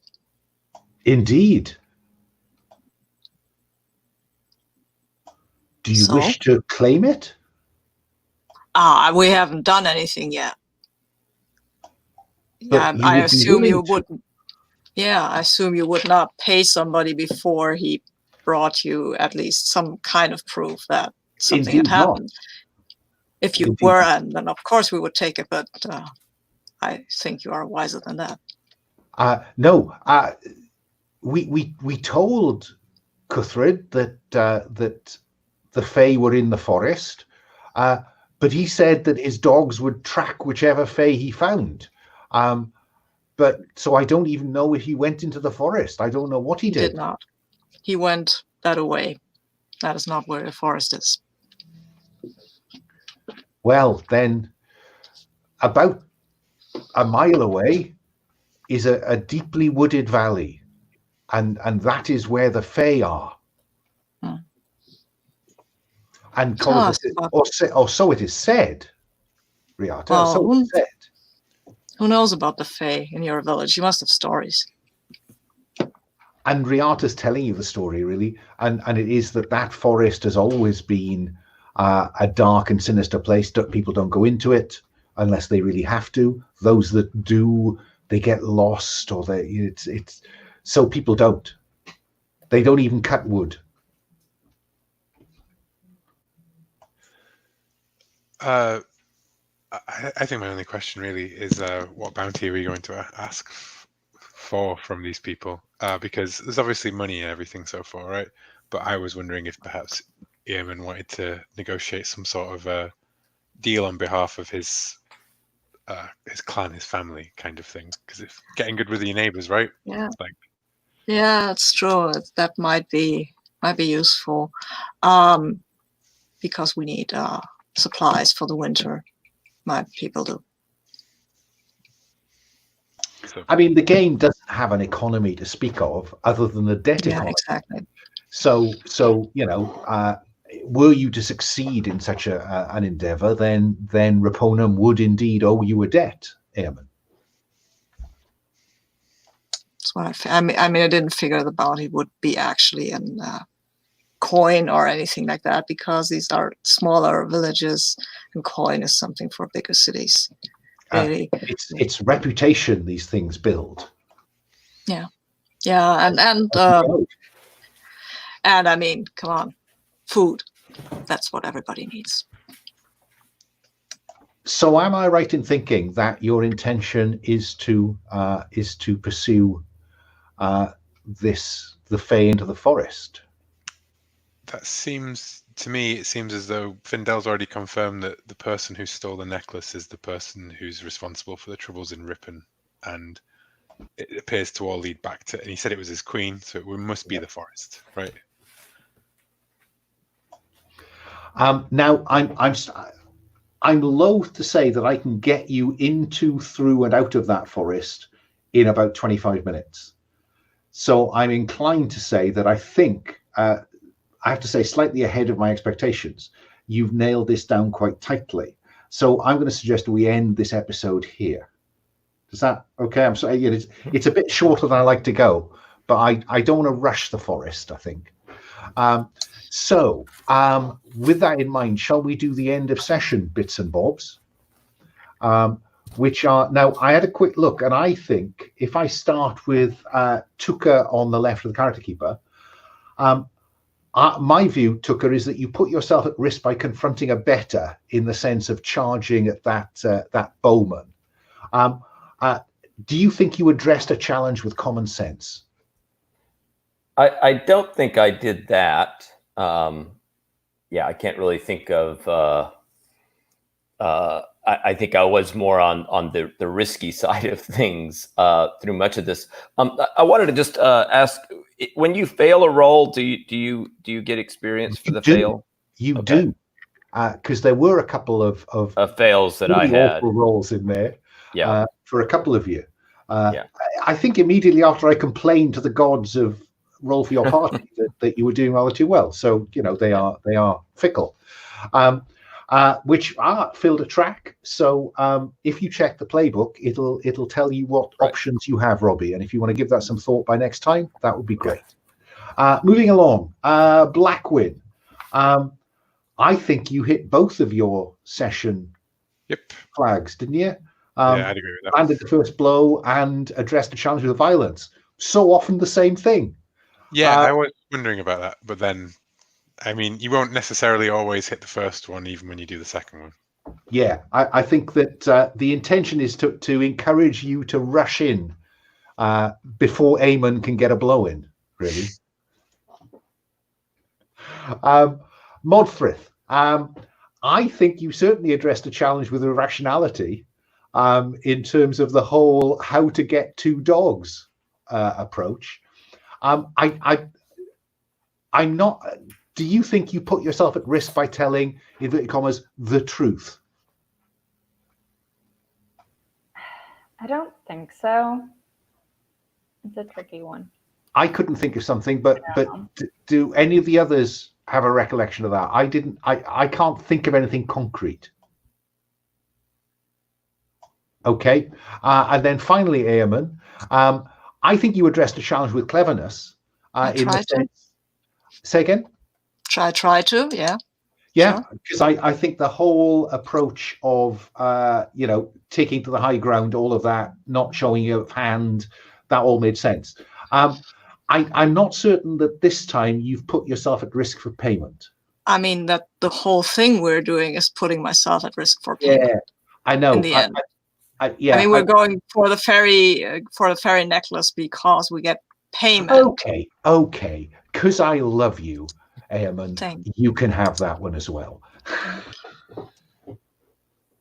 How else would your reputation grow and the stories Ventusius can tell? We'll owe you a debt, Alan. Okay, so if we got a chart, Lara, I'm conscious you may have to cut and run, but I'll start with you in terms of any stars and wishes. So let's start, Lara, with you. Any stars? Stars for everyone. I really enjoyed Findel's parts in all of this. I really liked Tuca's interactions with Findel. I enjoyed Blackwin's threatening of Findel, and I loved Eamon's charging to the front of the party to not have to look at the interactions between Tuca and Findel. I just loved all of that. That was great fun. Yeah, Findel has earned his bread today. I thought he was. I enjoyed Findel. Let me then go to Sabine. Any stars? Yeah, definitely no stars for Findel. No,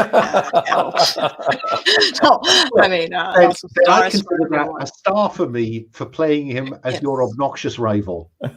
Oh yes, absolutely. I love the whole the way. Oh, fate brought us together. Yeah, sure. And I like the Blackwin just trying to charge at everything and then doing it, and the whole thing with taking the shield. That was really cool. And I love Modthryth just, oh, I want to pet the puppies. Oh, they're my puppies now. That was fun. I liked it. And I will continue to ask her for her opinion because I think she's wise. And she might know more than people think. Right. And I also love, of course, always Tuca and her common sense and her attitude of talking to people and keeping things like, okay, let's keep it to the ground. Let's not go wild on everything. And I also love the plot with the whole, and there's a war in heaven. That is very medieval. I like that. And Iamon was like, okay, maybe there's something to it. But Modthryth kind of convinced him that probably not. Okay, Will, any stars? Getting to use the whole debt system, because I was sort of struggling with the whole. I clearly want to go off and intimidate him, but then at the same time, like, there's no mechanic for like forcing you to go along with it, or then having to fight you or whatever. And then, like, the debt system is perfect for it. So, and I enjoyed the whole kind of like him looking betrayed at you over the clearing, and I kind of imagine Tuca just like looking away as it goes on, and then Blackwin's like gets his attention back over here, kind of thing. See this bronze arrow? Just see it, see it. Yeah. But yeah, I really enjoyed the combat, everything, and the crazy woman running around all of it with the pair of dogs. Robbie, any stars? Yeah, I would reiterate that. I like the way that the debt system was working out. That was kind of a nifty, I think, exchange that kind of took place with that setup. And you know, I'm also kind of just with Findel being there, and also I guess the way that Tuca eventually kind of played all of that out, right? Which is I think at least temporarily kind of getting him out of the way so that perhaps Tuca and Eamon can have another conversation together about, you know, what's going on. I had not thought that Tuca was behaving that cynically, but now I do. I had a lot of stars this time. I think that that's the first time I've seen the combat mechanic really engaged mechanically in an interesting way, Will. So I thank you for that. Lara, I think that the way that you are playing a loon as being loony is spot on. We've had some very sane loons in this game over the months, but you have that edge, particularly when you just stab the guy who's, crawling away from you. There's, you are a weird bitch in this, Modthryth, I beg your pardon, is a weird bitch. Tuca, yeah, the whole triangle thing. Which triangle? There are lots of triangles going on in this game now. And how you played that. And Sabine, yeah, I thought it was really nice to see you using some of the mechanics in a way that kind of helped the fiction. So I thank you for all of that. Any wishes? Again, Lara, a quick wish before you have to run. I mean, more of the same. I had a lot of fun this game. I liked getting to play with all the mechanics. Yeah. I think that I kind of want to figure out how to play with the debt system a little bit more. But yeah, I think that's it for me. Right. Enjoy your evening or late afternoon. Bye now. Okay. So debt. Okay. Sabine, any wishes for next time? I think I would like to meet this fairy queen. No, that's obvious. I mean, come on, we're going to meet the fairy queen, and yeah, I'm happy to see where it goes. Actually, I have an idea for a custom move. I will mail you about this. Okay. Took in advance. Okay. Robbie, any wishes for next time? Yeah, I mean, I'm kind of going to be looking forward to the build up for the Fairy Queen. I think maybe along the way there might be a conversation between Tuca and Iamon that would be perhaps interesting to have. Yeah, and I'm curious about the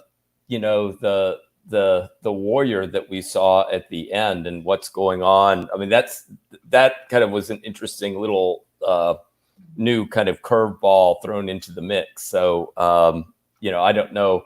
I think on the forefront of our mind is obviously kind of let's make our way to the dark woods. But obviously we now have another thing possibly brewing that may be related. Maybe it's not related, but what's going on with this battle in heaven business. Yeah. Yes. I that grows out of another session with a different group. And Will, wishes.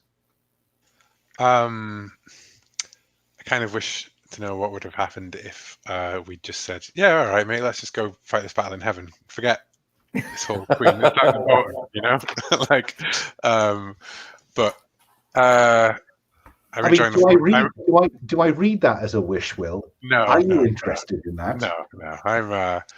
I'm pretty sure that was well. Yes, yeah.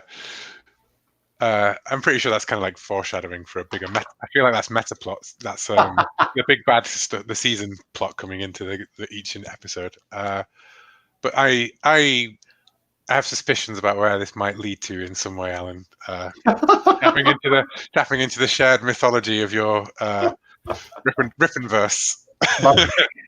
Yeah. So I'm looking forward to seeing those. So I don't think I have a wish because I'm pretty sure I have a vague idea where it's going to go. Yeah, well, you know how widely the Persuiverse now spans. So yeah, I'll stop the recording now, but I want a quick word after we finished. So I'll end the broadcast. Say bye-bye.